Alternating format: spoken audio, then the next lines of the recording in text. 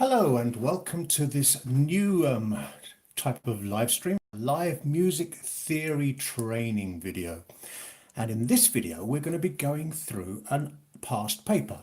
So I'm just wondering whether you could like to introduce yourselves in the chat and maybe let me know that you're doing grade 5 theory. The paper you can see in front of you here is the one we'll be going through. And if you want to download this free sample past paper or sample paper, you can do so in the link that's below in the description of this video. Okay, now also, as this video is running, this will be a lot more successful if you participate. So we've got the live chat and you can participate in two ways. You could maybe offer your comments on what the answers might be to the questions that we're doing. And also, if there's something that you don't quite understand, then feel free to ask in the chat as well, and we can discuss any problems that you might have. So I'm hoping to get the view nice and square for you so that you can see exactly what we're doing. I'm wondering if you'd like to be a little bit closer. This is a brand new idea, so I'm trying to get everything very easy for you to see. I'm just moving the camera slightly so you've got a better view of the paper we're actually doing. Okay, so in the first question here, it's asking us to put the bar lines in, and it says the following extract begins on the first beat of the bar and put in the missing bar lines. So we'll notice that the time signature here is a C or 4/4 time, and that means there are 4 crotchet beats in a bar. Now, the way I like to do these questions is to just divide off where all the crotchets are. So to start off with, we have a quaver. I'm going to put how many crotchets each one is worth, and then a crotchet, so that's 1.5, and then 2 semiquavers, which together make another half beat. So all of that is worth 2 beats. Okay, half plus 1 plus another half is 2. Then we have 2 semiquavers, that's worth another half, another semiquaver, and then 2 demi-semiquavers, including the rest, which would be 2/8 or another quarter for those two. Now, if we add all that little bit up, we have quarter plus a half, and that makes another beat. So together now we have 1, 2, 3, and we need a 4th beat. And here we find 4 semiquavers joined together, but one's dotted and one's halved. So 1.5 semiquavers plus half a semiquaver makes 2 semiquavers, and the same again, another 2 semiquavers. So that little group there is all worth 1 beat. And there we have 4 beats. So your first bar line would go here. Okay, now a little hint for you. If you ever find that you're putting a bar line in the middle of a beam, say here for example, and you wanted to put a bar line there, you've probably done something wrong. Okay, you need to make sure that your bar lines never go through the middle of a beam of quavers or semiquavers. Anyway, let's continue. Now, do you remember that 1.5 semiquavers plus demi-semiquaver or half a semiquaver is worth 2 semiquavers? We have the same here. So there are 2 semiquavers, which makes a quaver and another quaver. So there's another beat. All right, that's 1.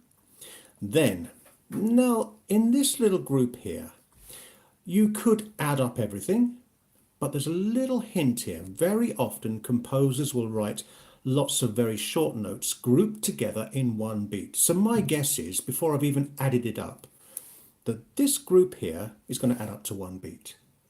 Let's just check. So we have quarter, 2/8, so that's another quarter, and then another 4/8, which is another half. And hey presto, that's another beat. So far we've got 1 here. There's your second beat.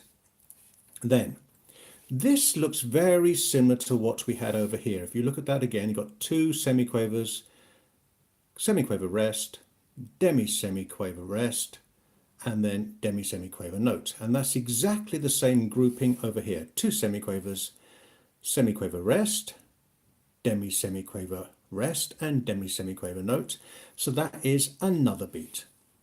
All that, quarter, quarter, quarter, and 2/8 makes another 1. Okay, so there's our third beat. And then this little group here is going to be the same as this little group here. So there's our fourth beat. So our second bar line will go right at the end of the line. Now, there's another little hint which you might find useful when you're doing these bar line questions.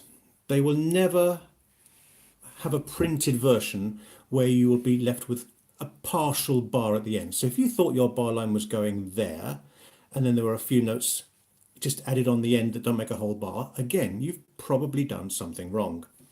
Okay, let's move on to the next line. And we should start to see some patterns emerging here, because this little group here is the same as that little group there. Then we have this little group, which is that little group. Then this is the same as this over here. In fact, the whole of this bar is rhythmically repeated from here to here. Okay, 1, 2, let's just put the beats in for you so you can see it. There's the second beat, and here is your third beat, and here is your fourth beat. Okay, that's exactly the same rhythm as that. So there's your third bar line, and then finally I think we might have another pattern emerging. It seems that this, followed by this.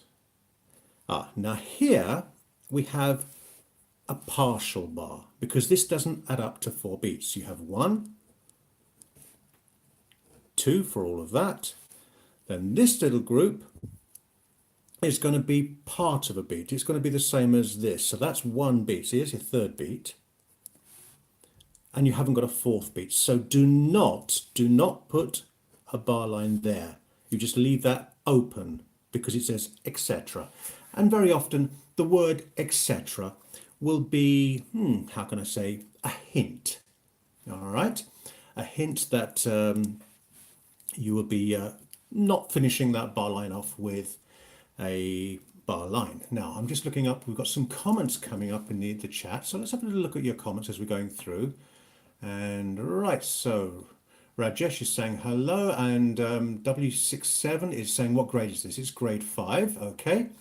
And how many beats is a demi-semiquaver, Rohan? Okay, demi-semiquaver is half of a semiquaver, and a semiquaver is half of a quaver, and a quaver is half of a beat. So all of that, half of a half of a half, as YTSAS was saying, it's an eighth of a crotchet beat. Okay, right, now someone is looking at question B already and trying to get a little bit ahead, so well done. So you're saying, I'm looking down, let's move the paper up so that you can see it. I've done it very close, so you can only see part of the paper at the time, but then you can see it more clearly. So let's see if we can get a, no, wrong way, I'm twisting it the other way. Let's try and make it nice and straight for you. Okay. Right, you are asked to describe the chords A, B, and C. So there is chord A, and there is chord B, etc. as 1, 2, 4, or 5. Okay, and then indicate whether the lowest note of the chord is either root, third, or fifth, and the key is B flat major. Now, my piano favourites: D minor 11th or G7 absent third. Right, okay. You don't actually have to name the chords as like G minor or D minor or anything like that. Just say the primary triads. Now, in this question, I like to, first of all, in the exam, you'll be given a piece of scrap paper, but I'll just do it on the side so you can see it, okay? I like to write out my primary triads, and it says you have a choice of 1, 2, 4, or 5. So I'm just going to write on the side here, 1, 2, 4, and 5. Like that. And then just write out the notes that are in those triads. Now, we know that the key is B flat major. Okay, so in B flat major, chord 1 is B flat, D, and F. Chord 2 is C, E flat, and G. Chord 4 would be E flat, G, and B flat. If anyone is not getting this, please do say so in the chat and I'll explain what I'm going on about. Okay, I'm just scrolling down the chat to make sure I haven't missed anyone who's asking questions. And then chord 5 in B flat major is F, A, and C. Now, the next thing we do is look at the chords they ask you for. Chord A, this one here.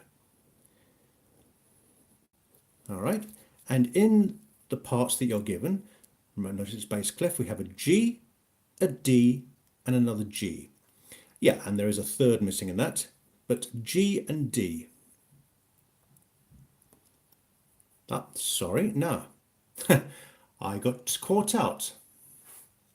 Because, yeah, bass clef here, but then I wasn't looking carefully. Treble clef here, so that's not a G.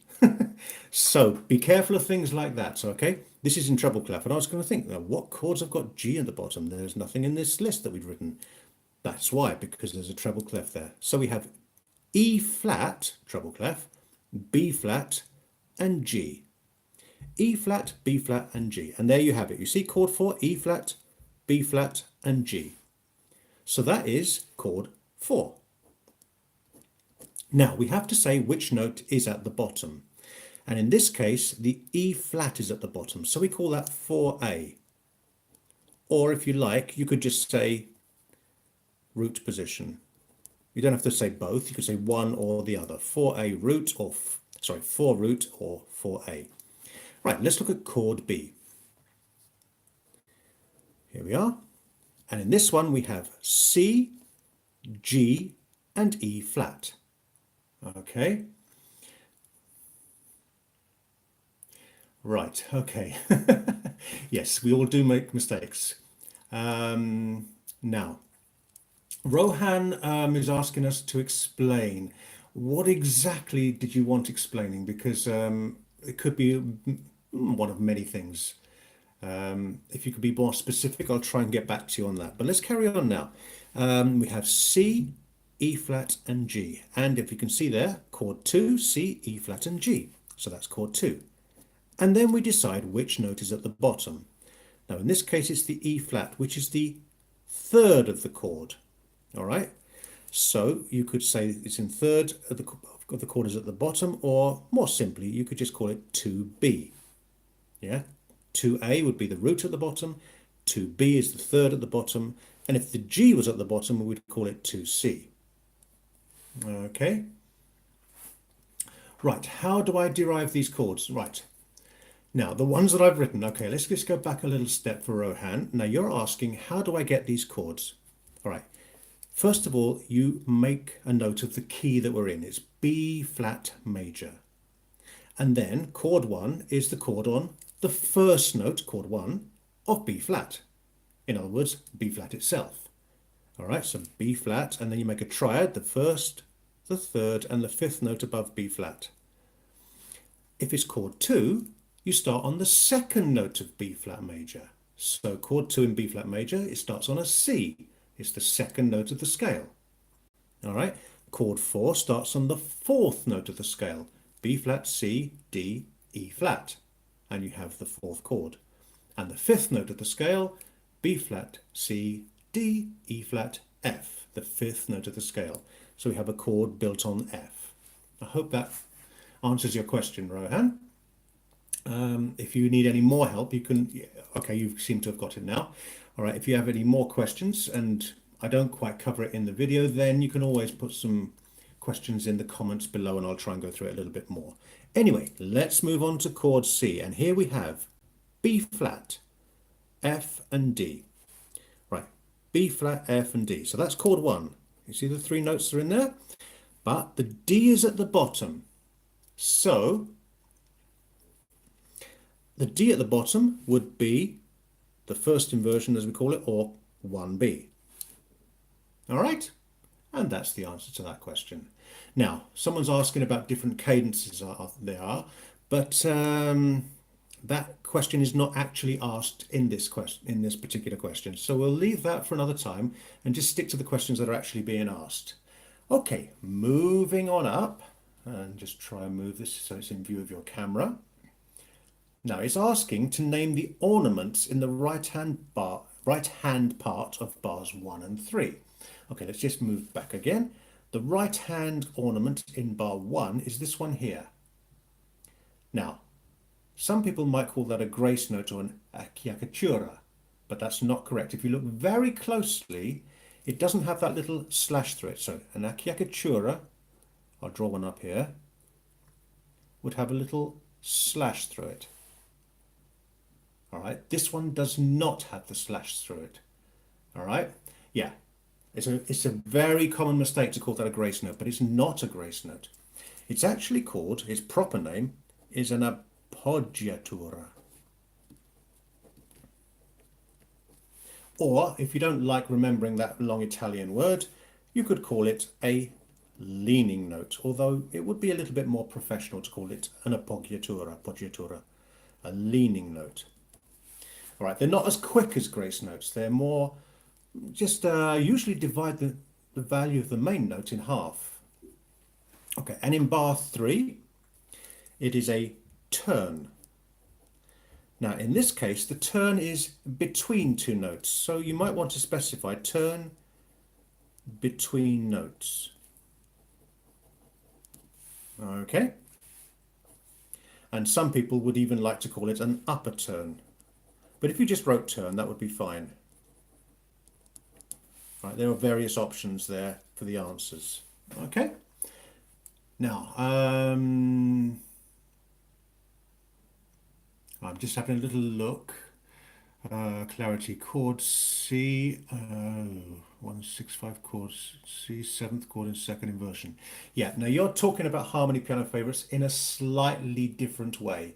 All right, that's not the format that you have to answer in this grade 5 exam.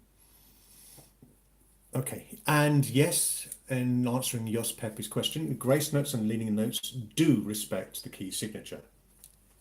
Okay, so it doesn't really apply to these ones, although the little sharp underneath that one there would mean that you circle around the main note from A above it to F below it, but the F would become a sharp. So yeah, you respect the key signature. And then finally, let's just move it up a tiny little bit so you can see the last question on this page. Give the technical name of the note in the right-hand part marked X. Now, can you still see it on the camera? Yeah, just about. This one here. Right, the technical name of the right-hand note marked X. Now, we're in B-flat major. And in B-flat major, D is the third note of the scale. So well done, Beethoven. Yes, that is correct. It is called the mediant. The third of the scale. All right. And that's page 1 done. And we have between us scored. Let's put it back down again. A little bit further down so you can actually see the score. I see I have to keep looking at the screen to see what you can see. We've scored ourselves 15 points out of 15. So well done, everybody. Right, now, Rohan, mediant is the technical name of one of the degrees of the scale. And there is a list of the degrees of the scale. If anyone is stuck on any particular points, okay, then there is a whole list of all the topics that you could ever come across in a grade 5 theory exam. Also from the link below where I said in the description, you can download this sheet to work out yourself, okay? And there's a list of all the topics. And if you go down to the topics for grade 5, and right at the end of the list of the topics for grade 5, there's like a revision section with paper 1 and paper 2. And it's actually paper 1 that we're doing. And maybe in a couple of weeks' time, if this is successful, we'll do paper 2 as well, all right? Now, one of those topics, maybe it's in an earlier grade, I can't remember which grade exactly comes in, but it's called the degrees of the scale, technical names for the degrees of the scale. And we have tonic, supertonic, mediant, and they're just special names that we use for the first, the second, the third, the fourth, etc. And you really need to memorize those technical names for the degrees of the scale. Now, piano favorites, clarity needed, ornament equals chromatic turn. Well, yes, it is a chromatic turn, but you will not need to specify that much for a grade 5 theory exam. Yes. Okay. Thank you, YTSAS and 49007. There's a bit of a mouthful to say all in one go, so we'll just call you YTSAS. Right, there are 7 degrees, the tonic, supertonic, mediant, subdominant, dominant, submediant, and leading note. Leading, not leading, leading note. Yes, you corrected yourself. All right, so there's a little bit of help for those who are asking those names. All right, the tonic is the first, the supertonic is the second, mediant, etc., third, fourth, fifth. Okay, page 1 done with full marks. Thanks to everybody who participated. Now, let's go on to question 2. Let's push it so you can see it a little bit more clearly. And we now have to name some intervals. Okay, describe fully each of these melodic intervals. So the first one we have here is, always make sure you observe the key signature, E flat to C. Okay, maybe we could have a little guess. Anyone want to sort of hazard a guess of these intervals? We'll go through them together afterwards, but if anyone wants to pop in and say the answers.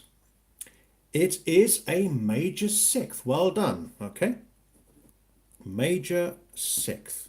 Now, the way we work this out is to always use the major scale of the bottom note. The bottom note is E flat. All right. And C is the sixth note of E flat major. E flat, F, G, A flat, B flat, C. So if the sixth note is in the scale of E flat major, it is a major sixth. As simple as that. Right, now in the second one, okay, this time we have an E going up to a D sharp. Watch out for the sharp in the key signature there, right? E to D sharp. And we can use the same principle, but I said the major scale of the bottom note. Now the bottom note is, in this case, the second note, all right? And the second note is E, not the first note. It's the lowest note that's important. Now, YTSAS is going for a major seventh, and you are correct, major seventh, because D sharp is the seventh note of E major. All right, now that little principle works for any of these, the second, third, sixth, and seventh. It does not apply to the fourth, fifth, and octave. All right, but we'll come to that in a minute, maybe. Oh yeah, we have some perfect fourths and fifths in the next question. All right, let's look at the third part here. Now, here we have a note that is more than an octave. Okay, Jemima's asking what grade. This is a grade 5 paper. Okay, I think it's the one that most people will be studying. All right. Now we have A to C sharp plus an octave. Let's forget for a moment plus an octave and just do a normal A to C sharp. Right. Now, someone has said a compound perfect fifth and someone has said a third. And it's basically a combination of your two answers, actually. Right. Yes, Beethoven is correct now. Compound major third, all right? If we forget the octave, A to C sharp is a major third. All right, let's just put that in, major third. Because C sharp, using our old rule again, C sharp is the third note of A major, okay? But because it's an extra octave, we call it, as you've said, a compound major third. Right, there is another way of describing this, and you can use one of the two answers. I personally think this way is the easier way to work things out, because then you can just forget there's an octave and work it out as normal, and then just stick the word compound in at the end. The other way is to count out literally how many steps up from A to C sharp, and in that case the alternative answer would be a major tenth. But personally I find that just a more complicated way of doing it. Okay, and I think someone has already just put in there, my piano favorites has put in a major tenth. Yeah, that's correct. But for the purposes of grade 5 theory, I think it's much easier to think of them as compound intervals rather than major ninths, tenths, 11ths, 12ths, etc. Because then you have to think, because there's always that complication, right?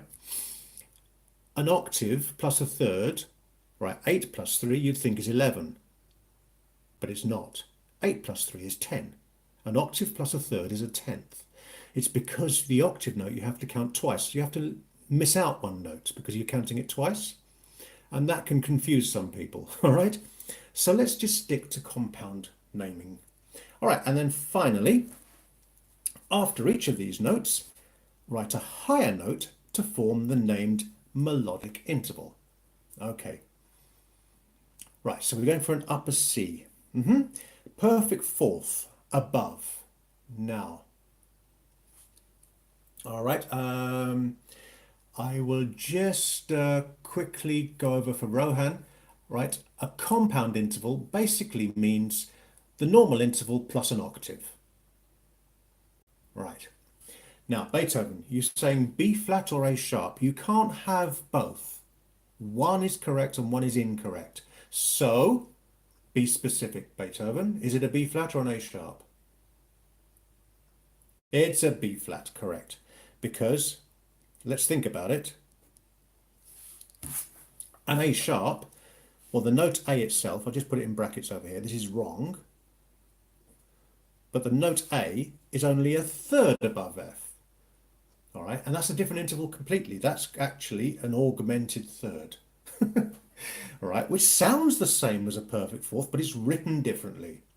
Okay, so it has to be a B flat. Now, why B flat? Why not just B? Because we are, again, thinking of the major scale of the bottom note. Now, in perfect intervals, which fourths, fifths, and octaves, in the major scale are called perfect. They're not called major, they're called perfect. All right? So the fourth note of a major scale makes a perfect fourth. The fifth note of a major scale makes a perfect fifth, etc. Okay, so what about a perfect fifth above? Notice bass clef B. You need to think of... All right, just look at your comments first of all. Beethoven, but we are in F major, so we don't need to put the flat. Ah, there is a key signature mentioned. Yes, so because of... Now, that's a good... Well done, well spotted. Because of that, you don't actually need to write that. Thank you, Beethoven. Again, I stand corrected, but I don't think they would actually mark you wrong in the exam if you did that. But technically, you don't need to write the flat because there is a key signature. Now, let's go back to this question. All right, so we're in, think of B major. A perfect fifth would be the fifth note of B major. And Jos Pepe is saying an F. Now, not quite. Think of the scale of B major. It's something to do with an F.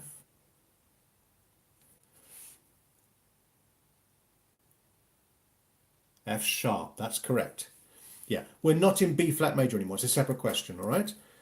So that one is an F sharp. Yeah, I don't think there is a B flat in that question, all right? That's a separate question. All right, are you happy with that? Okay, and I'm pretty sure, yeah, that would be what they're expecting in the exam. So again, between us, we have scored a perfect 10 out of 10. We're on the way for 100% on this exam. Okay, that's question 2. Now, let's just get question 3 up in front of the camera so that you can actually see it nice and clearly. Let's move it a tiny bit. Now, this is going to be a little bit fiddly with the camera because to look at the actual part that's actually the questions are about and to look at the questions are all on separate like screenshots. So we'll have to go up and down a little bit here. But anyway, looking at this piece of music, maybe if I just bring the camera out a little bit so you can see a little bit more at the same time. I just come up a bit. We'll take it a bit higher. You might be able to see a little bit more, but then you might not be able to read it. Maybe that's too far. Now, how is that for clarity? If that's too far away, we'll just move the sheet up and down. Can you let me know? Can you all see that clearly, or do you want to go back in closer and we'll just keep moving the paper up and down? It's a little bit small, isn't it? It's fine? Okay, right. Okay then, so it says mark clearly on the music using the appropriate capital letter for identification. One example of each of the following. Now they've done the first one for you, all right? So it says an instruction to gradually get quieter, and then it's bar 4 and they put a letter A. So if you look in bar 4, you can see there is a letter A because gradually getting quieter is the decrescendo mark. So can anyone find for me in bars 1 to 4 of the violin part the supertonic note in the key of D major? All right, so can you tell me what bar we're looking for? Someone's saying it's too far away. Right, I'm going to come a bit of a compromise, go down a little bit closer.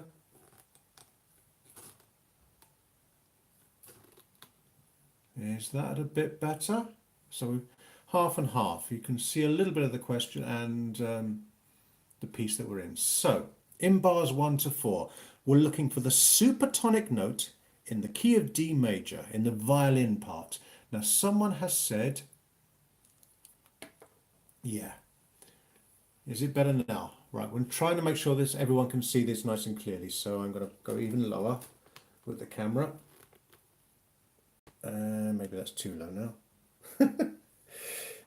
That's too close. Can't even see the whole width of it. This is fiddly. The joys of live stream. Right, you're helping each other now whilst I'm adjusting the camera, so thank you very much. Right, the supertonic is the second degree of the scale. Yeah, the second note in the scale. I think that should be clear enough for everybody. We'll probably just move the paper up and down if we need to, okay? So, someone said above, and I think we've just lost that. Right, the second note of bar 2 in the violin part. Yes, this one here. Okay, that is the second note of the scale of D major, which is the supertonic. Now, as it says in the question, you need to actually mark clearly on the part with a capital letter B. So when you're doing the exam, make sure you read the question carefully and do exactly what they're asking for. So in this case, you would write a nice big capital letter B there. Right, I'm just trying to show you the question and the answer at the same time. This is the problem with this. Either you can't see it clearly or you can't see both parts of what we're doing at the same time. But we'll soldier on. And we need to write here at the bottom, bar 2. Right. Okay, now the next one, C. Can we see that? It says, in bars 1 to 4 of the right-hand part of the piano, a note that is not in D major and circle the note concerned. Right, so let's go back up to where you can see it nice and clearly. A little bit further. Right, so we're looking, you can't see the question now, but I'll read you the question again. All right, in bars 1 to 4 of the right-hand piano part. So basically, anything in this section here. All right, a note that is not in the key of D major. Right, now Beethoven is saying the A sharp in bar 3, and that would be correct, okay? So it says circle the note concerned in the question, and so at the bottom, we'll move you back down again so you can see what we're talking about. We will write bar 3 here. Okay? And finally, in this particular question, in bars 5 to 8 of the piano part, now you can actually probably see that still at the same time because it's part of the second stave, right? So in bars 5 to 8 of the piano part here, a note that is an N harmonic equivalent of E flat. Right, now, someone's saying N harmonic equivalent. Right, an N harmonic equivalent is a note that is, it sounds the same, but it is written differently. Like we had earlier, an example of that A sharp and B flat. It sounds the same, but we write it differently. Now, we're looking for an enharmonic equivalent of E flat. What is the same as E flat? It is D sharp. So can we find anywhere a D sharp? And someone's saying in bar 7 there is a D sharp. Right. Yeah, it will be in the left hand in this case, that one down there. Okay, so that would be bar 7, the enharmonic equivalent of E flat. Is everybody happy? All right. So, did we put in those capital letters where we needed to? Yeah, you need to actually write, because he says put in the capital letters, so we need to write a big capital D there. Do this in the exam. You might lose marks if you don't. And back up earlier, if we go back to the previous question, you should have written a nice capital C by that question there. Okay, and that's how you get full marks in that question. Although we haven't finished it yet, because there is another part to it right down the bottom. Let's move it so you can see it a little bit further. Okay, and it says, rewrite the first right-hand piano chord of the extract so that it sounds the same pitch, but using the tenor C clef. So first of all, we need to write a tenor clef, which is like the alto clef, but it sits with the middle on the 4th line. Okay, there is a tenor clef. And now we have to write the first right-hand piano chord. But it also says to remember to put in the clef and key signature. So the clef and the key signature of 2 sharps. We need to write the F sharp and C sharp in tenor clef. Now in tenor clef, we write the F sharp down here. And then the C sharp here. It's sort of like upside down to the way we normally do sharps. Okay, normally you have the F sharp above in treble and in bass, right? In tenor, we need to put it first at the bottom on the F sharp. Now, let's go back to the first right-hand chord, okay? And that would be, let's move things back again. We've up and down, up and down. It's like a seesaw, this particular question, but that's the joys of live stream. Okay, we have D and F sharp just above middle C. D and F sharp just above middle C. So try and remember that. And if we move the paper up again, there's middle C. So the D just above it would be there. And the F sharp would be there. Now they're quavers. And it just says the first chord, so we could just make a little single quaver out of it. All right. And that's all that you need to do for that question. And then, once again, between us, we have scored 10 points. So well done, everybody. Okay, now, yeah, Beethoven's saying, I always forget it to put in the key signature. Basically, if you read the questions carefully, now they try and hint at you what to do, okay? And they give you little hints saying, look, remember this, remember that. Just read the question, read it twice, read every phrase and make sure you've done everything that's actually in the question. Okay, right, let's move on. Question, no, it's still question 3. Okay, now, again, we're going to be going backwards and forwards because it's still referring to the same piece.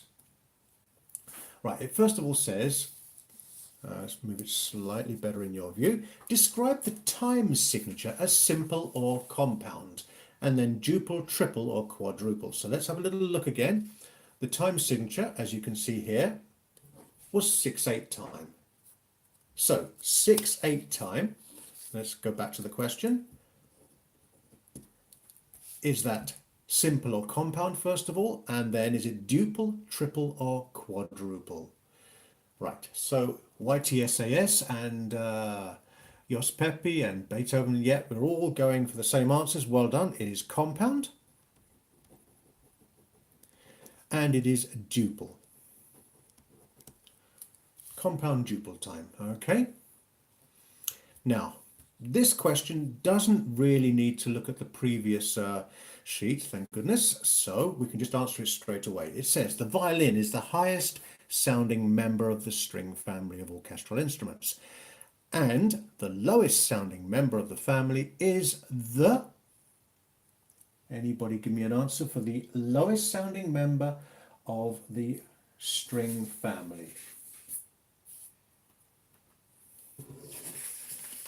Now cello would not be quite correct, okay, because cello is the next to lowest. There is one lower, unfortunately, and that is, as someone has just said, the double bass. Okay, so let's put that answer in for you.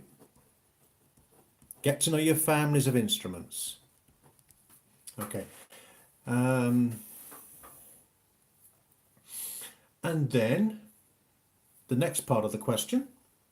Name a different family of standard orchestral instruments and state its highest sounding member. Right, now there are various options here. So you could say one of two, maybe three families of instruments. And then, all right, let's go for woodwind. Now you could have said another family of instruments, or maybe do that later. What is the highest sounding instrument of that? Now, it's very interesting. Both of you are correct. Someone said flute and someone said piccolo, all right? So piccolo, flute. And I was looking at the actual official answer sheet for this particular exam, and both are correct, all right? Basically because a piccolo is not used every time in a standard orchestra.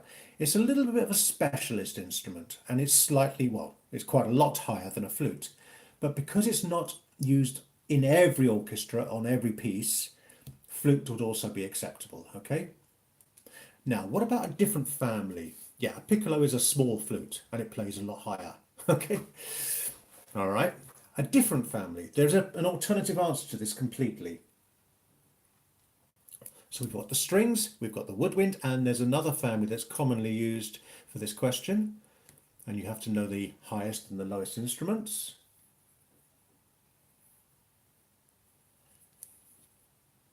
Well, percussion, yes, is another family, but percussion instruments generally are a little bit confusing whether they're high or low, and some of them don't even have a pitch. So when it's asking about the high and low instruments, I avoid the percussion family, okay? But brass is much easier to answer. If you wanted to say percussion, I don't know, what could you say? The highest instrument would be what? There are so many different instruments that play a range of pitches, and some have no pitch at all. But brass is much more obvious. And someone has already said trumpet. So correct on that. Both of those answers would be correct. You don't have to say them both. One is fine, but you could say either. Now, I'm going to refer you back to the original question, because then we have this little sort of box brackety thing on the violin part in bar 1, and you can see it here on the original question. You see that little boxy brackety thing there? Whoops, just move it down a little bit for you. I was coming out of shot there slightly. Right, you can see it now. What does that mean? Okay. And someone, Beethoven, has gone for down bow. Right. It is a down bow. Simple as that. You move the bow in a downwards direction. All right? Yep, that's correct. So you need to know these little orchestral terms. Jos Pep is saying he lost sound. Does anyone else have a problem with the sound? Because I wouldn't know unless you tell me. Can we all just say that sound is okay?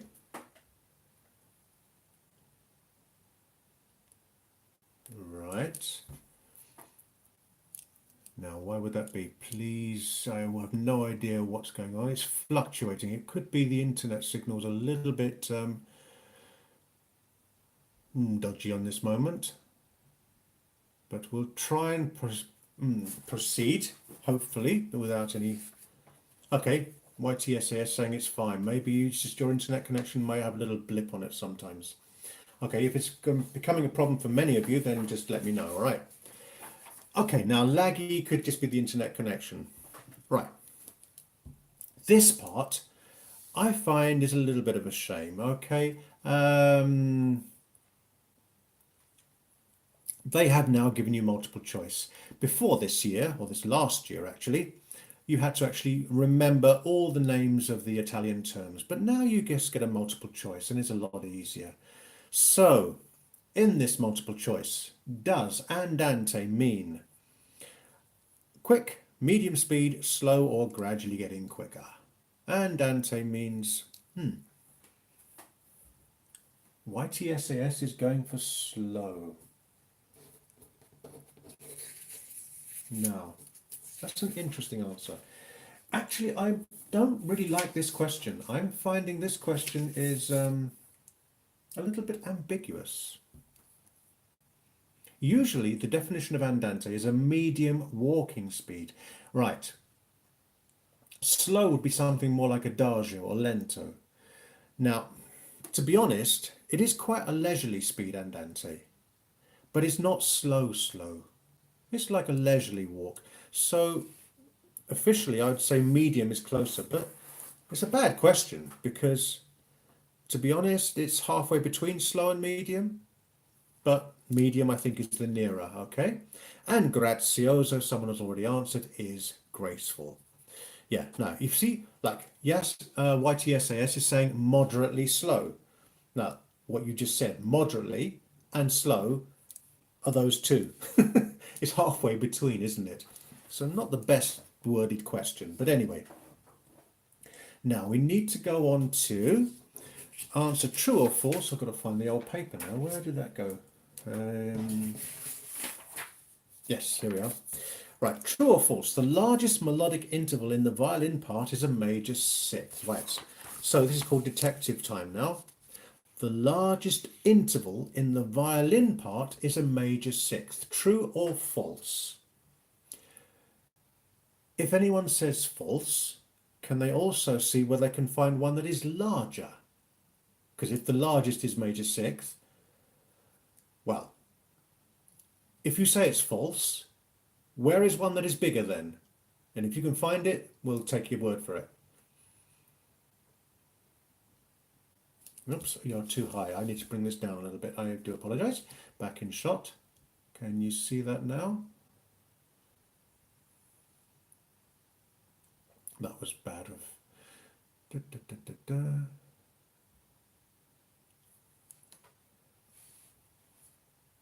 We have got a bit of a lag here because I'm not seeing. Okay. Yeah, I've brought it down for you. Right, bar 5. Right, some people can see it now. Can you see it all clearly now? It seems I've got a bit of a lag, or even seeing what I'm supposed to be seeing. Right, if you can all see this one here, yeah, here is a 7th. All right, have you got that? So that would mean that a 6th is not the largest. Okay, I do apologise, I wasn't in shot there for you to actually answer the question. So this one is false. Oh, by the way, we did get 10 points for the previous question. There you go. There's a quick shot of how many marks we got. And the next part of the question says, all the notes in the left-hand piano part of bars 5 to 7 can be found in E major. Right, let's go back to the sheet. Hang on, I'll read it again. All the notes in the left-hand piano part of bars 5 to 7. Right, now, here's bars 5 to 7, the left-hand piano part. So that is all of these notes. Oops, and a bit further. Can all be found in the scale of E major. Is that true or false?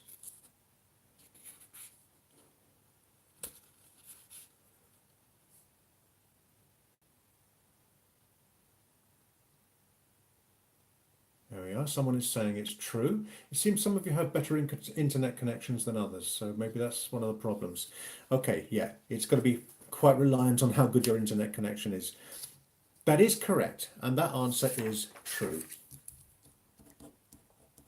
Okay, a little hint here. Now, I don't want to say this is guaranteed every single time, all right, but from all the papers I have ever seen, and I've looked at quite a few over the years, in this question, they usually have two parts, true or false, and one of them is always true and one of them is always false.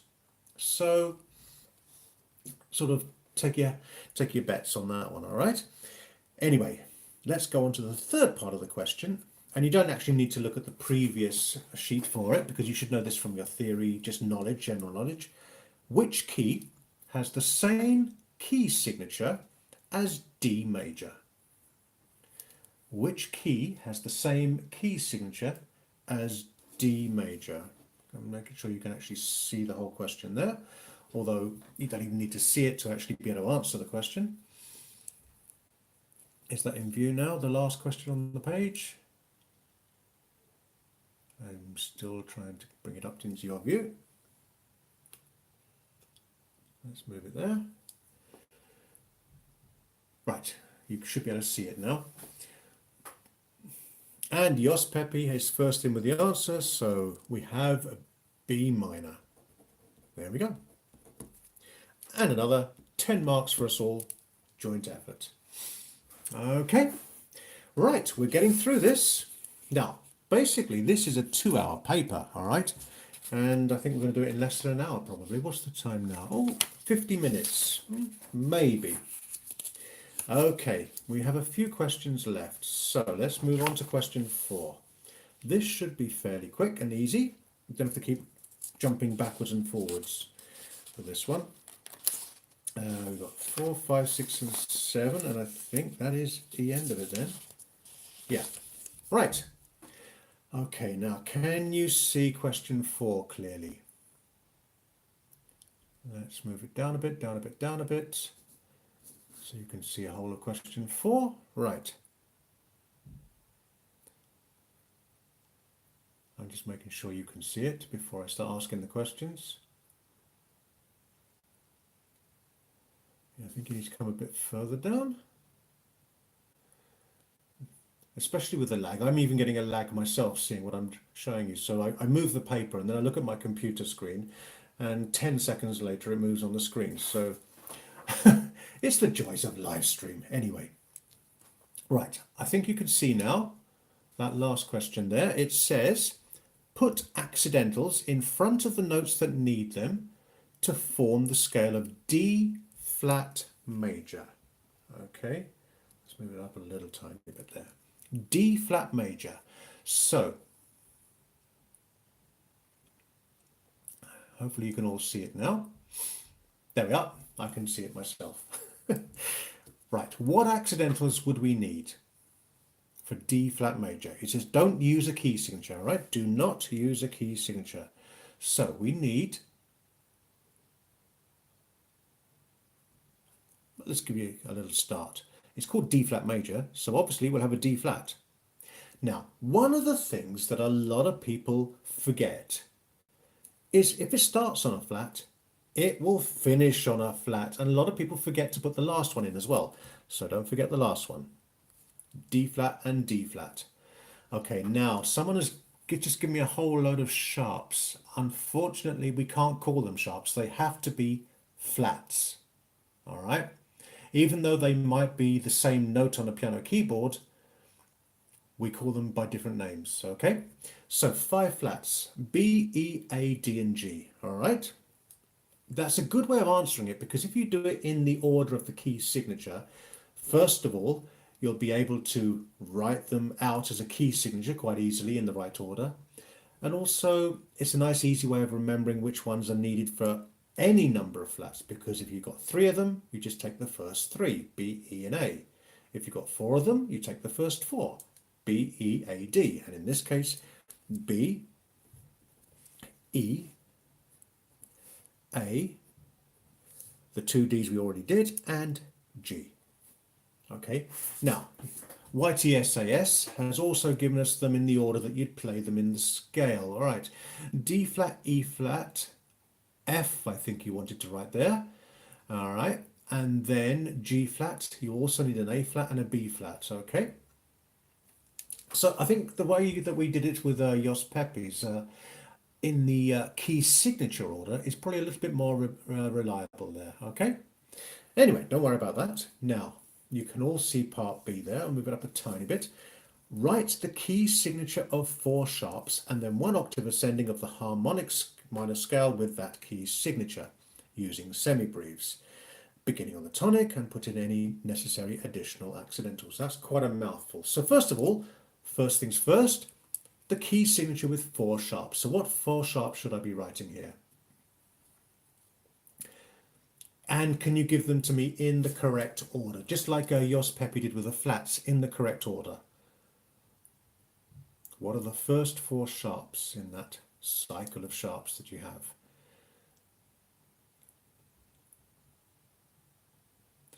F, C, G, and D, correct. Starting on the top line for treble clef, F sharp, C sharp, G sharp, and then D sharp.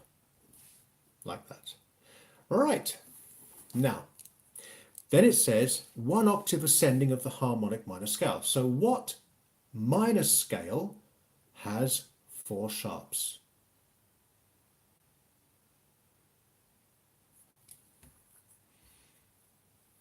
We're doing this together. I'm not doing this all by myself. You are helping me so that we collectively will get 100%. C sharp minor. Thank you, Beethoven. Right, so we're going to start. Probably easier to start on a bottom, middle C sharp down there. And then just go up the steps, making sure you do every line in space. C, D, E, F, G, A, B, C. It says 1 octave, so C to C, ascending of the harmonic minor scale, using semibreves. So we've used semibreves there. Now, it also says, remember to put in any extra accidentals that are necessary. Okay, so the key signature should take care of most of those, but there is an extra one in a harmonic minor scale. What is the extra accidental that is not in the key signature?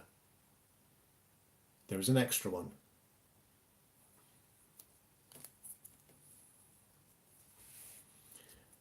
I'll just get the paper in the right place ready for the next question. Correct, Aaron. It is B sharp. So on this one here, we always raise the 7th note of a harmonic minor scale. And again, we have scored collectively 10 points. Okay, well done, team. Now, question 5. This one, not a lot of people are really too fond of. So, transposition.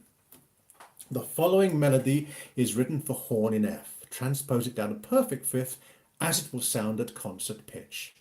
Do not use key signature, but remember to put in all necessary accidentals. Right, now first of all, it says don't use a key signature, but I really think in our heads we should be thinking of a key signature. So there's no key signature here. If you go down a perfect fifth from, okay, let's call it C major, all right?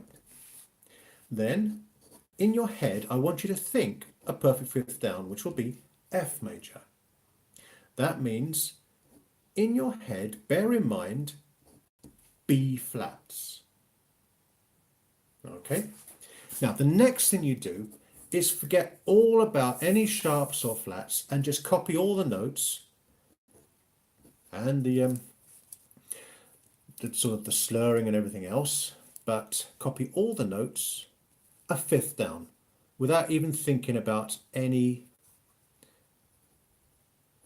accidentals. So B and G goes down to E and then C, and then 2 semiquavers, bar line, and then down to bottom A. Okay, this is a little bit fiddly and it'll take a couple of minutes, but bear with me. You can be thinking about maybe what to do with some of the accidentals while I'm doing that. Then we have B. I'm just ignoring all the accidentals for the first part. We'll come back to them in a second.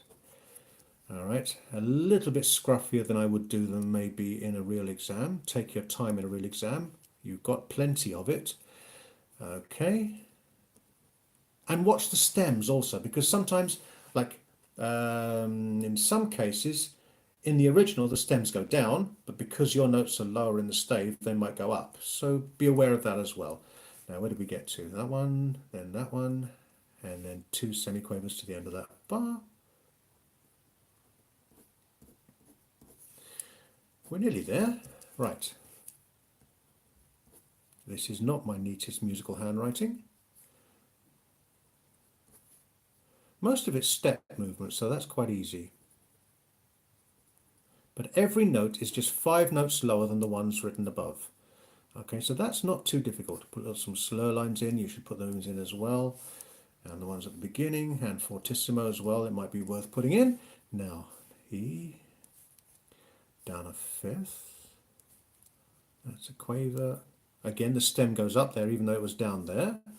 Then we have the 2 semiquavers at the end, which go up in steps. A bar line, and one more note here. Okay, now, the next thing is I want you to think of all the B's as being flat, in brackets, for now. So there's a B there, there's a B there, and I think that's it. Just the 2. So that wasn't too difficult. That's a slur to there. Right, and then all we do is simply use a very simple rule. If it's gone up in the original, you go up in the transposed version. If it's gone down in the original, you go down in the transposed version. Okay, so let's look at all the notes that have been changed. This is an F sharp, right? That means it's gone up. Now, in your head, you're thinking of this as a B flat. But if you go up, it becomes a B natural. So we just leave it as it is. Okay? Now, the next one is a top F natural. We've cancelled the sharp. So this time we are going to want a B flat. Okay. The next note, this E flat, has been lowered from what it was originally. So we lower our version, A flat. The same with this D. It's been lowered. We lower our G. Moving on, this E flat has been lowered. So, sorry, B flat, so we lower our E flat. Okay, then the next accidental is here. Now this is an E natural. It's called natural because of an earlier flat we had. Technically, you don't even need that natural sign there, but since they've put a slightly unnecessary accidental in, maybe we should do the same, okay?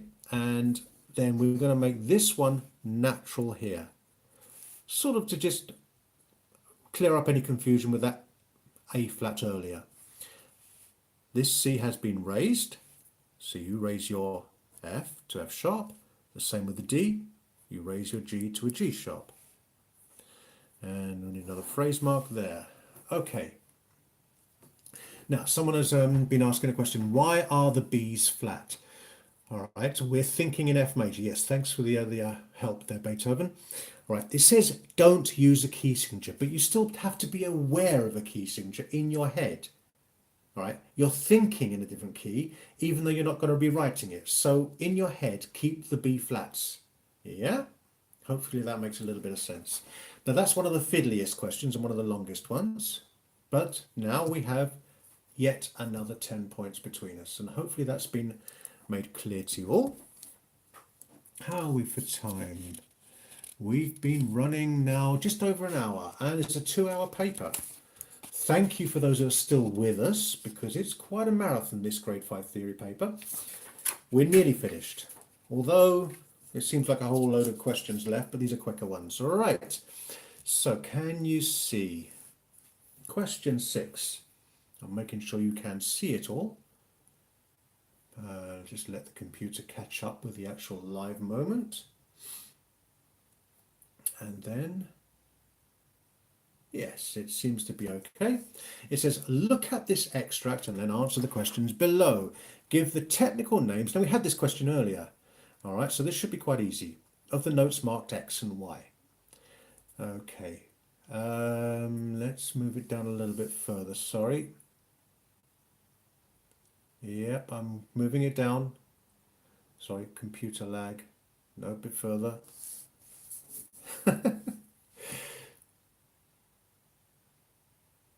Catch up. Come on, computer. Catch up with the live moment.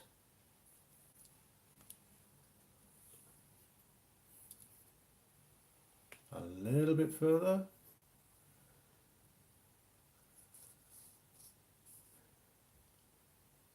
Right, there we have it. We have actual live visuals. So, technical names of the notes marked X and Y. Okay? Right, now the note marked X here is an A. Okay, we're in bass clef. Notice the bass clef there. And the key is D minor. So, what is the technical name of A in the key of D minor? I'll move it up slightly, but not too much. Waiting for your answers. We're doing this together.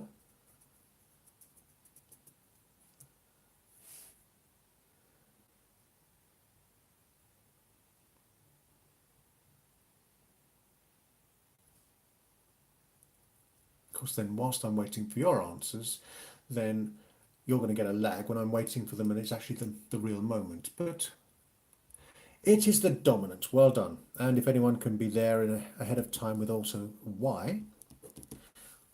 Now, Y is a B flat in the key of D minor. What is the technical name for B flat in the key of D minor?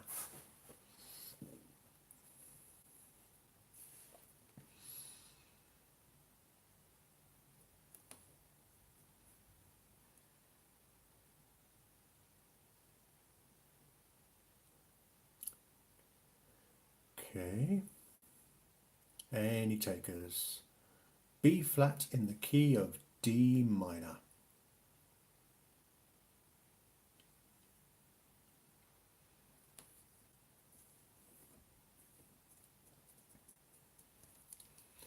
We're having these pauses probably because of the delay in the internet between the live moment and the real moment. And I'm waiting for you and then you're waiting for me, but a little bit of patience there. Okay, if you can look ahead at the questions, all right, then maybe that might help things speed up through. Okay. Submediant, thank you, Beethoven. Submediant. Right, there we go. Now, the next part says to rewrite bar 1 in notes of half the value. Okay, notes of half the value. Remember to include the new time signature. Now, let's have a little look. Okay, notes of half the value would have to change the time signature as well. So instead of quaver beats, we're going to have semi-quaver beats. All right. Now, semi-quaver beats are going to be sixteenths. And they're still going to have 9 of them in the bar. Right, now, notes of bar 1. So we have a bottom D tied to another D, up to A, B flat, back to A, B flat, and C. All right, and that one's tied to there.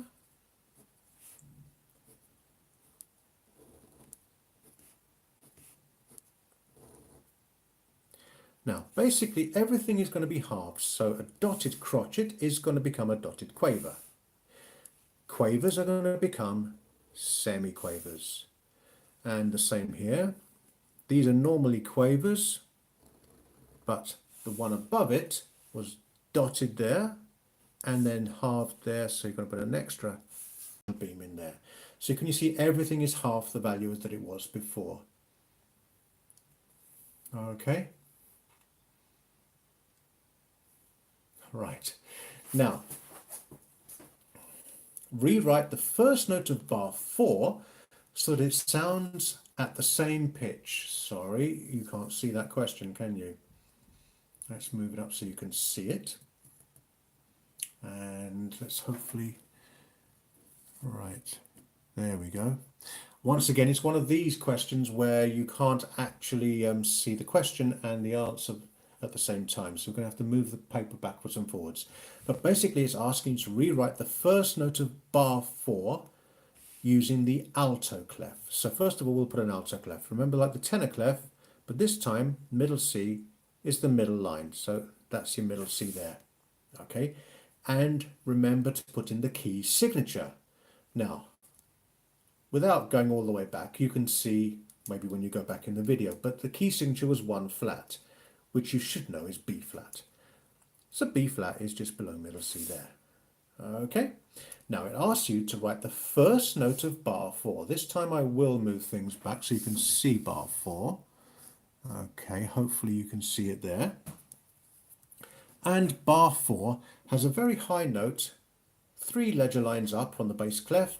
There's middle C, there's E flat, and there's G. Okay, so G above middle C. Let's move it back down to the question. There's middle C, and there would be the G up there.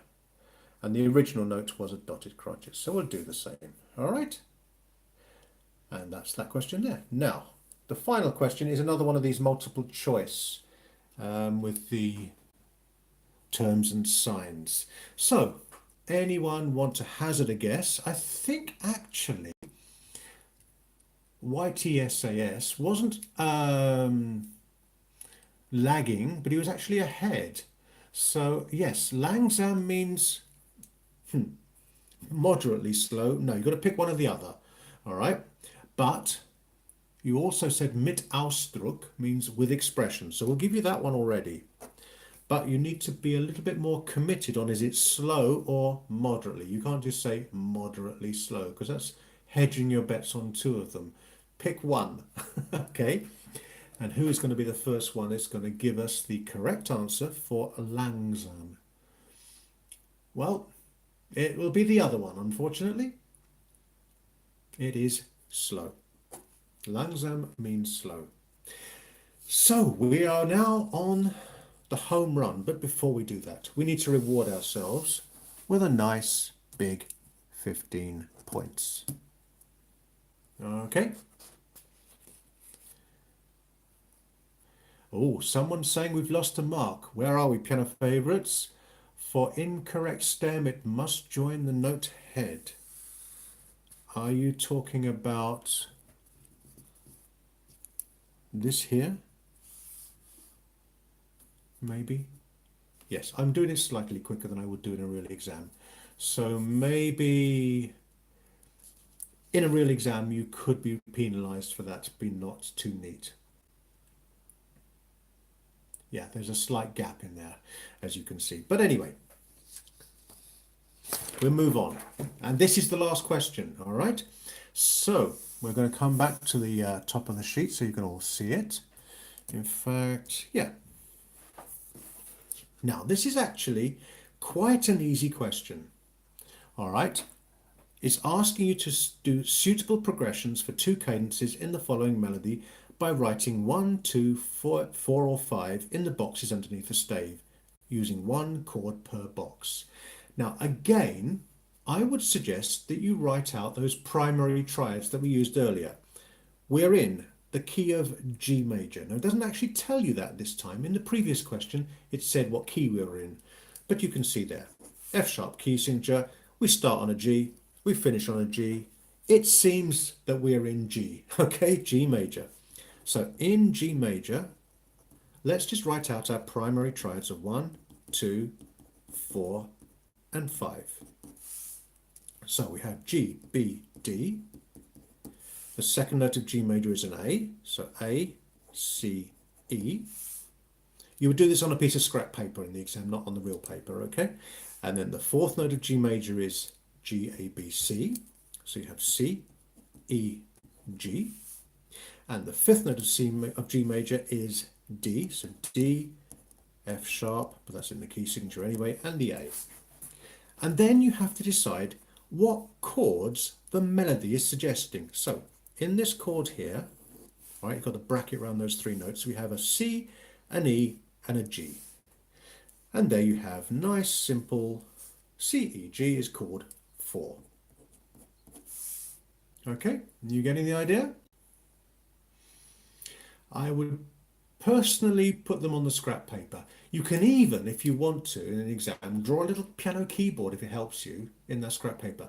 Notice how, let's see, we've been going for an hour and 15 minutes, okay, but the exam is 2 hours, and particularly this hour and 15 minutes has probably been a bit slower than a real live situation because of the lag and waiting for you answering questions and etc.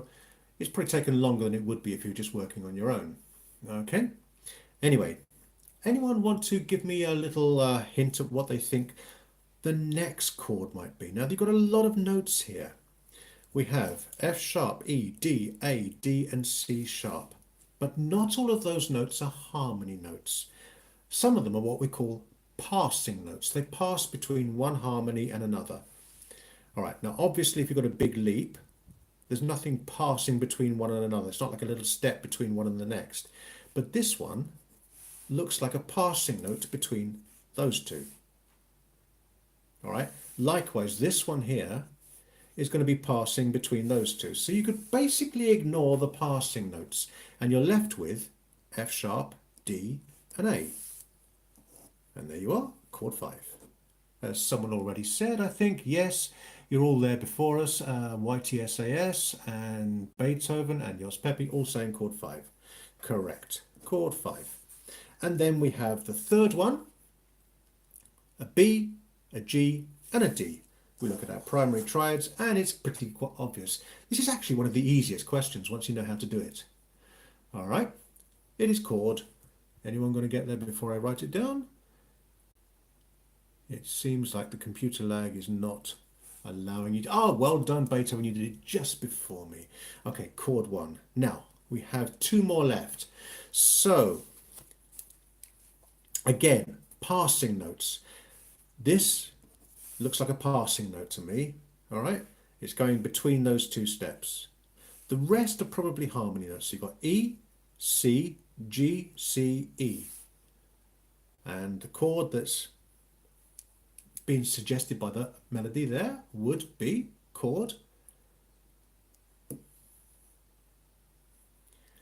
If someone's saying chord 1 for this one, the next is chord 1. Is chord 4, yes, YTSAS is chord 4 there.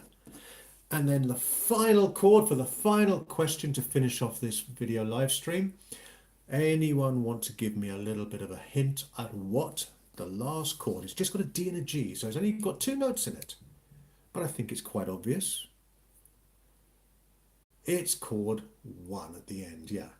Chord 4 to 1, all right. You're thinking of the cadence as a group of chords as a progression, but that is chord 1. Right, now as I said, this actual paper is available for you to download for free. There's a link at the bottom in the description of this video. You can click on that link and it'll take you to a page of all the theory lessons that I offer on Music Online UK.